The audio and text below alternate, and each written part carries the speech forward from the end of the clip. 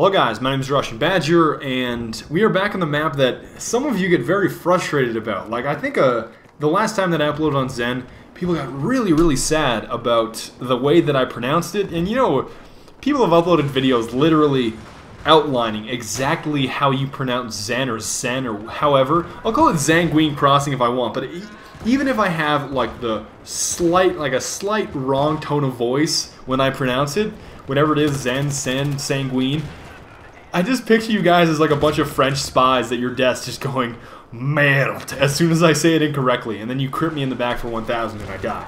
But regardless of how you pronounce it, this is the map that the staircase is so much fun. Like, literally, I think that if I had a map that was just a staircase, I would probably play it, because staircases with the SPAS or the PDWs, and that's exactly when you want to jump. You know, oftentimes in close quarter situations, you don't want to jump. Debatable. I think that's very debatable, right? And, okay, I don't think it's that one. No, it's the next one. No, it's that one. Get dunked on. I thought it was the next one because I continuously throw C4, but crushing the wall, actually, it seems like crushing the wall is more effective sometimes than just throwing C4 out of the wall, because obviously when you're so high up and you just toss it a little bit, even that little toss, it'll go quite a ways out from the building. It won't drop straight down. So sometimes just blowing up the rubble and crushing somebody like that is even more effective, just sometimes. And I just wanted to say that it's not always a bad idea to jump. Like you saw in that particular situation, that guy was prone, and obviously when you're prone, you can't turn as fast as when you're standing or you're crouching, because there's like, you know, that like friction, you just, I can't move fast. You know, you're trying to move really quickly, but you can't. And yet again, another guy just gets dunked on with a C4. And, okay, I was going to say, you know, you're really slow when you're prone. So sometimes if that guy, if you see that guy is prone and you're right next to him, try to jump past him or get by him as quick as you can and then shoot him in the side, because oftentimes you just can't rotate fast enough to put bullets on you. And that's one of the times where it is a good idea to jump. Like, you know, oftentimes it's not, because your hip spread goes to... It gets so wacko. Like, your hip spread is just crazy large once you jump, so it's usually not a good idea if you're going face to face. But if that guy's prone, you can jump past him. Very good idea. And I didn't know what happened there, so I was like, alright, there's nothing to see here. I'm leaving. Peace, guys. I'm out. Peace. That was such a weird engagement, because you know when you're expecting something, you're like, okay, I'm going to go up to the 3rd floor, and I'm not going to see anybody there, because there's nobody supposed to be there, right? And that guy enjoyed his marshmallows profusely. But you know when you just don't expect it, you're like, okay, nobody's on the 3rd floor, nobody got past me, and I missed the first shot, get the second shot, right in his dome piece, and I don't know why it took me so long. My teammate gets that guy, but I just realized, I think there was a pause in this game where I hadn't played for a while, and aiming down sight, not a good idea, despite the fact that I still got him, but I don't know if it was like an extended period of time where I just wasn't playing, and Rising Chum, bro. But I didn't realize how important it was, and it's sort of a sluggish thing, but don't sprint on the stairs. It makes your life a million times easier. Like, I know it's a little bit of a hassle moving so slowly down the steps, and you feel like, literally, I feel like I should just jump out of the window. This is so slow. Every time I don't sprint on the stairs, I feel like Flash. Be like, okay, Batman, you're so slow though. Why don't you sprint on the stairs? And okay, I get 1, I get 2. I don't think a 3rd guy comes up quite yet, but he died. It's like Mr. Freeze killed him or something. He was frozen in place, and I don't know why. I mean, I think there's something to be said that, yes, it's very effective that... And right here, they had armed the objective, and look, everybody's just running to slaughter. Like, look at my right-hand side. Everybody died that ran through that doorway. I'm not going to be the fourth guy to run through the doorway just to die. I'm not going to... There's such a low probability that I'm going to get through that doorway without getting shot in the face. Not even worth it. That guy misses his fast shot. That's exactly what I'm talking about. He was sprinting. I was not. I get that extra second shot on him, and spawn invincibility. Not a good thing, Dice. You just got to wait a second and then take... I don't know how these guys... The dunks cannot be contained on this stairwell. It just doesn't happen. Like, look. Inside the Badger. Badger with the jam. The double kill yet again. Like, they just... And, okay. When you get one shot into a guy with the spas, you obviously hit his legs there because he's close enough. If you hit him anywhere else other than the legs, he's going to die in one shot. Obviously, you hit his legs. So he's got about 9 to 10%. That's when you take out your M93R, your pistol, and you just finish him off because you can spam a lot faster than the shotgun. It's a lot riskier to take a second shotgun shot instead of just spamming your pistol. And I got that guy. It took me 3 shots. You guys know that I'm really big on the warning shots too. I dropped down Assassin's Creed style. I'll tell you, your dunks that guy in the face. Another guy right in the kneecaps. Oh man. Oh god. I don't know how many. I think, and I missed the first. I get the second one. Yet again, not sprinting. Great idea. That's basically the secret to success on that stairwell. I got like 21 kills. Look at my closest teammate is like 5, 6 kills. I got 21 kills on the first base. Well, it was just past the first base. I mean, obviously there are already 10 tickets into the second base, but that guy had the proper assumption right there. And I trained at Ninja Community College because I couldn't afford tuition at the real institution. That's just wonderful. And this is the game. Okay, a few seconds later, this is the little game that I played with the Lavmeister over here. Okay, look. He was playing this game, and I realized, okay, he's playing this little game where, okay, he's going to fire all of his shells at once. But these two guys are going to revive me. Thank you, sir and scholar, respectively, 1 and 2. But I just wanted to say that sort of, it was weird because, okay, so he's playing this game, right? The Lav guy is playing this game. And then I game the game by sort of countering him, and then he games the game that I'm gaming on him. There's like a 3-way, he gamed the game that I was gaming on him to counter me. I don't know if that makes any sense at all, but I was like, I countered his move, and then he countered my move, I countered his, and then he countered mine again. So he sort of learned that I was waiting for all of his bursts to fire, because he would fire all his bursts, I would wait while he's reloading, and then pop out, fire my RPG, and he caught on to that. Like, okay, I hit him with that one, I disable him, and it's very, very, okay, see, he fires all his shells, I go back out, I hit him with a number. He's still not down. I feel like I'm the only one that is even firing RPGs over there. But I'm just... Okay, wait again. Wait for his burst to go. Wait for his burst. And like... Yet again. Okay, so I'm basically winning at the game right now. But then he games the game by... He'll fire 2 shells. And see, he's just waiting for me now. So on this next time, he fires 2. Like... Oh, he's faking that he's out of his capacity, and then he eventually gets me. I hit some random Carl right in the face. I did not even hit the Lav. Like, that was just a flat-out kill. I probably just direct impacted somebody in the patella or something. I don't even know where that came from.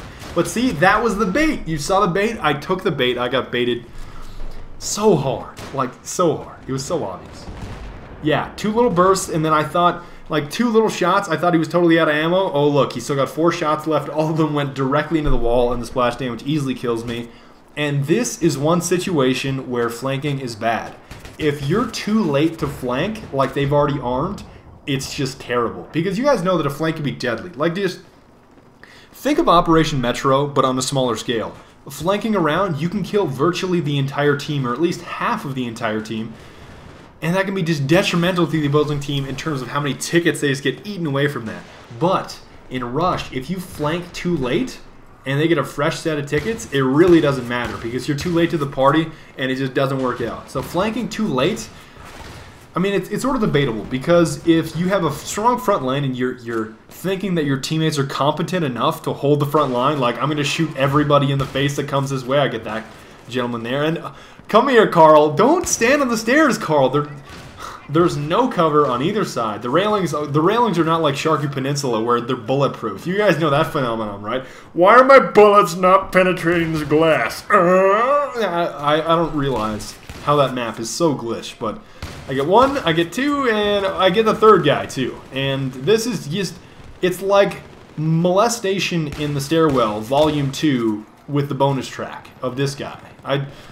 I just didn't get how they didn't understand that I was shooting through the little elevator passage the entire time. And the only way they can take me down is with an explosive. I get revived, and it's even worse. Like, okay, Badger in the stairwell with a shotgun, especially the Spas, is bad enough. But Badger in the stairwell with the Spas and a lot of guys reviving him, even worse. Like, there's another nemesis for a bit. I've been getting them all game, and it's just a matter of I just outgun them in every situation. That I just basically put myself in situations where I will always outgun the opponent. Like that's just a slip up. That guy was in a clearly better position. I did not even anticipate him breaking up the left side because you guys know those two sets of stairs, they're extremely hard to get up. There's no cover, you're exposed to both sides, and virtually everybody is looking directly there. Like, you know the other alleyways to my 6 o'clock right now? That's the only other way that you can go. So you either pick this road, the stairs, or that other way. And oftentimes we're all just looking there. So I don't know how he got Bast on the left side, but I still just want to know one thing from you guys. I really want to know your opinion on the Spas. Like, just me using the Spas in general.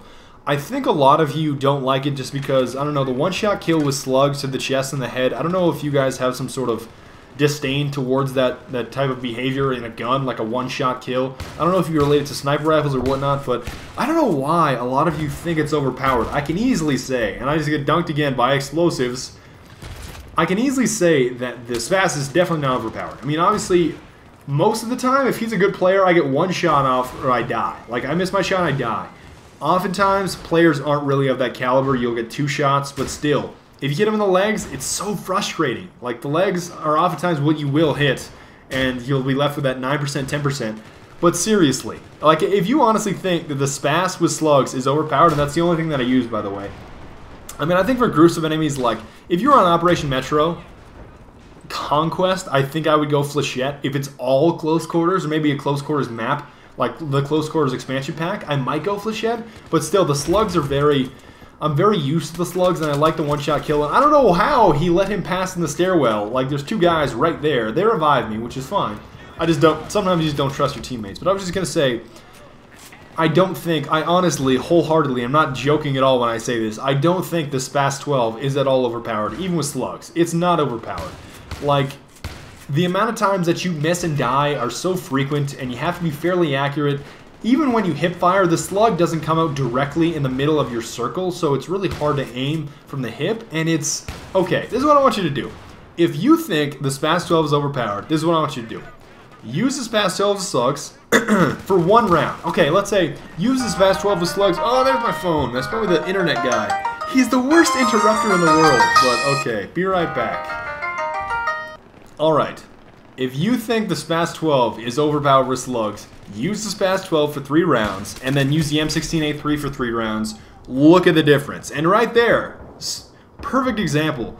I hit a guy with 1 shot, right? But it's in his legs, doesn't kill either one of them, and they both get away unscathed. Like, and yet again, I miss my shot, automatically die. And it's sort of a weird situation because I keep getting revived here, but still, it's not as easy to use as you think it is. I mean, I think... I'm not going to say that pump-action shotguns are really, really difficult to use in Battlefield 3, but I can easily say they're more difficult to use than basically all of the automatics. I would think that... I'm trying to think of a list. Okay, what weapons are hard to use in Battlefield 3? I think the LMGs are hard to use because they're really inaccurate. That's getting patched eventually, but still, it's not been patched for like the last 2 months since they announced it. The AN-94 isn't super hard to use, but I think it's definitely harder than like an M16, an M416, an AK-74M. Those ones, like, just because it's not fully automatic, some weapons are just not as easy to use as others, and they should specialize in those roles. So, it's so difficult to hit somebody from range with the slugs, especially 2 shots, because it's not the same as a sniper bullet. It's not directly on the guy, you'll hit him, you have to lead him so much, even from a short distance with slugs, and you probably have to hit him twice. If you hit him in the legs, you have to hit him 3 straight times with slugs, which is extremely difficult.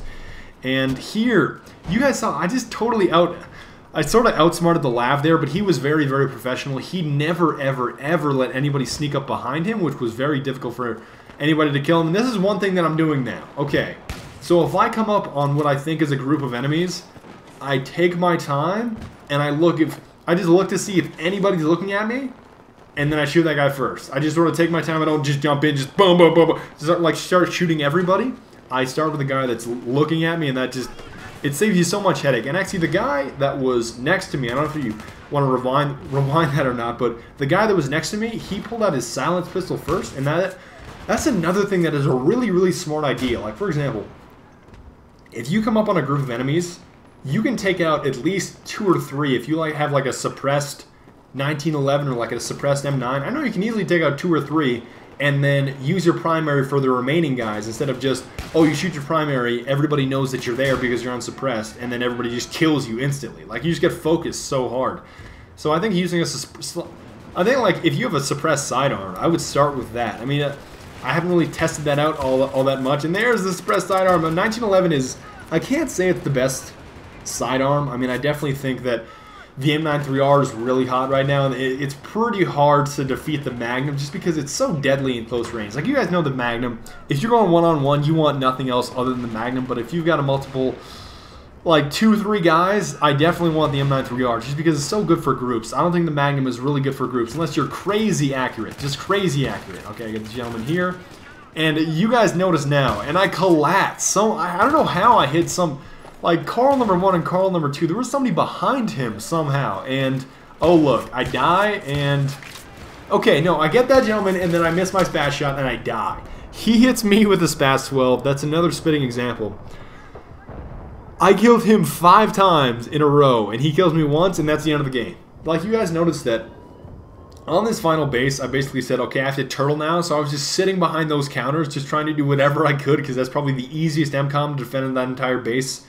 Or that base. You guys know the first base. The first base of Zen Crossing is very, very easy to defend, that B objective, but the turtling just doesn't work if you do it too late. I think I should have done a little bit earlier, and I'm still a little bit limited in the role of how I can sort of engage the enemy because I'm using the SPAS with slugs. Like, I can't be as versatile as, oh, I'm running around with an M16A3. I can kill anything I want at any range. Close range, long range. I can kill lavs. I can blow up jets. It's the M16A3. It does it all. But yet again, another loss. I don't know if this is my fault or not. I don't know if my team is just that bad. But I want to thank you guys very much for watching. I will see you guys next time. And don't forget that I'm live streaming Tuesdays and Fridays now. And I'm not going to do a vlog. A lot of you asked for a vlog. I think a vlog is just sort of morbid. I'm not a huge fan of vlogs. But I guess I'll use a webcam for my live stream just because that's sort of part and parcel to what you do during a live stream. So if you guys want to see what I look like, you can do the live stream. I don't know. I don't really want to make a vlog. That just sounds weird. But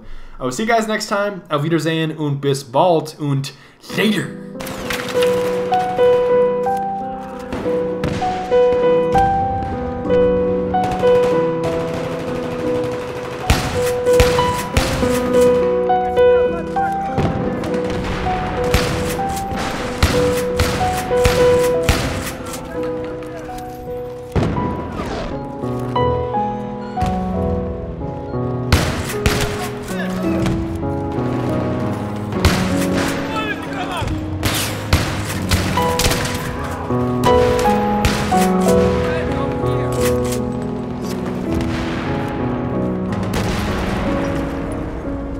Go and get your med kit.